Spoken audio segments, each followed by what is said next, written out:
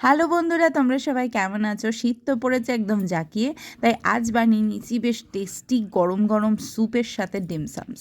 তো চলো চটপট রেসিপিটা দেখো। প্রথমে পুরটার জন্য যা যা লাগছে: ধনেপাতা, রসুন, পেঁয়াজ, কাঁচা লঙ্কা, আদা, গাজর, এগুলো গোটা থাকলে ভালো হয়। তো তারপর এগুলোকে গ্রেট করে নেওয়া হয়েছে বা মিক্সিতে পিষে নেওয়া হয়েছে। আর এর মধ্যে দেওয়া হয়েছে চিকেন। তো চিকেনটাকেও ভালো করে মিক্স করে নিয়েছি মিক্সিতে। এর মধ্যে দিয়েছি নুন, সয়া সস, ভিনিগার আর দিয়েছি গোলমরিচের গুঁড়ো। ভালো করে মিক্স করে নেওয়ার সময় একটা বাটারের টুকরোও দিয়ে দেবে বা হোয়াইট অয়েলও ইউজ করতে পারো, এতে একটু চিকেনের পুরটা ময়েস্ট হবে।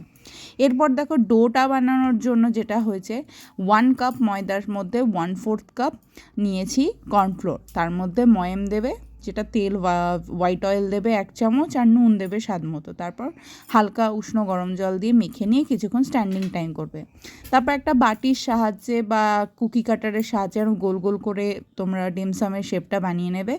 এবার আমি স্যুপটা বানাচ্ছি। দেখো, বাটার গরম করে ওর মধ্যে কুচনো রসুন, আদা, সাদা তিল আর দিয়েছি চিলি ফ্লেক্স।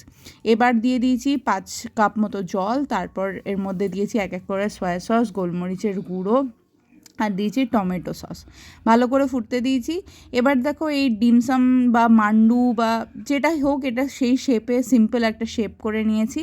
এবার যখন স্যুপটা ফুটে যাবে, আমি এর মধ্যে এই ডিমসামসগুলো অ্যাড করে দেবো। ঠিক আছে, প্রায় 10 মিনিট মতন লাগে। এর মধ্যে আমি একটু পেঁয়াজ কলি আর ধনেপাতা কুচিও ওপর থেকে দিয়ে দিয়েছি। আমাদের রেডি এই স্যুপ উইথ ডিমসামস। খুব ভালো হয়েছিল, তোমরাও ট্রাই করে দেখে জানিও। টাটা।